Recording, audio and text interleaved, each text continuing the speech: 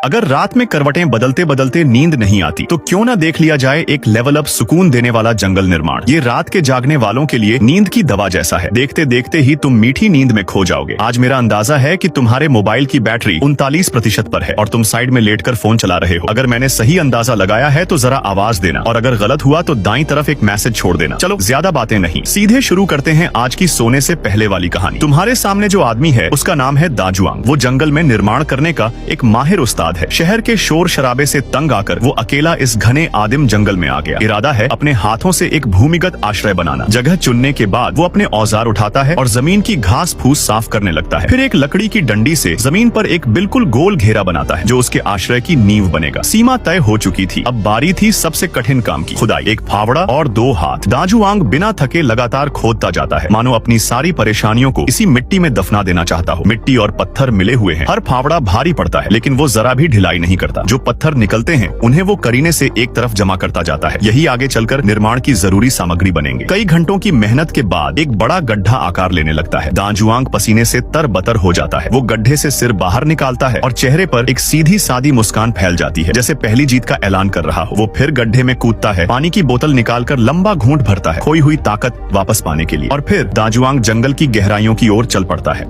ढांचे को बनाने के लिए जरूरी लकड़ी की तलाश में वह हाथ की आरी से मोटे सूखे पेड़ों को सही लंबाई में काटता है। उसका हर एक काम इतना सधा हुआ और अनुभवी लगता है। फिर वह इकट्ठी की हुई लकड़ियों को कंधे पर उठाकर कैंप में वापस लाता है और आश्रय का सहारा देने वाला ढांचा बनाना शुरू करता है। वह एक एक करके लकड़ी के खंभों को जमीन में गाड़ता है और उन्हें मिट्टी से भरकर मजबूती से जमा देता है। प्राचीन लेकिन बेहद उपयोगी निर्माण की बुद्धि इस पल साफ दिखाई देती है। कुछ ही समय में एक मजबूत लकड़ी का ढांचा तैयार हो जाता है। दाजुआंग संतुष्टि भरी मुस्कान देता है। लेकिन क्या तुम्हें लगता है कि बस इतना ही था? असल मजा तो अब शुरू होता है। दाजुआंग अपने नए घर के लिए एक चूल्हा फायरप्लेस बनाने वाला है। ये सिर्फ गर्मी ही नहीं देगा बल्कि खाना पकाने की समस्या भी हल करेगा। वह पानी और मिट्टी को मिलाता है और हाथों से बार बार गूंथकर एक बेहद चिपचिपा आदिम कंक्रीट तैयार करता है। फिर उसी मिट्टी और पहले इकट्ठा किए गए पत्थरों से वह चूल्हे का मुख्य ढांचा बनाना शुरू करता है। नींव से लेकर आग जलाने की जगह तक और फिर चिमनी तक, हर कदम में उसकी मेहनत और समझ झलकती है। जब चूल्हा बनकर तैयार हो जाता है तो वह कुशलता से उसमें आग जलाता है। जैसे ही पहली लौ जलती है पूरा आश्रय जैसे जीवंत हो उठता है। धधकती आग सिर्फ गर्मी ही नहीं लाती बल्कि सभ्यता की एक नई किरण भी साथ लाती है। अब बारी है छत को बंद करने की। दाजुआंग ढांचे के ऊपर बहुत सारी लकड़ियां बिछाता है जिससे एक मजबूत छत बनती है। बेहतर पानी रोधी और छिपाव के लिए वह छत पर मोटी परत में मिट्टी फैलाता है। फिर उसके ऊपर सूखी टहनियाएं बिछाता है और आखिर में गिरे हुए पत्तों की परत चढ़ा देता है। अंत में उसने कै और जंगली घास को भी लाकर लगा दिया। कई तरह की मेहनत के बाद पूरा आश्रय आसपास के वातावरण में इस तरह घुल मिल गया कि दूर से देखने पर उसका कोई निशान तक दिखाई नहीं देता था। काम आखिरकार पूरा हो गया। दाजुआंग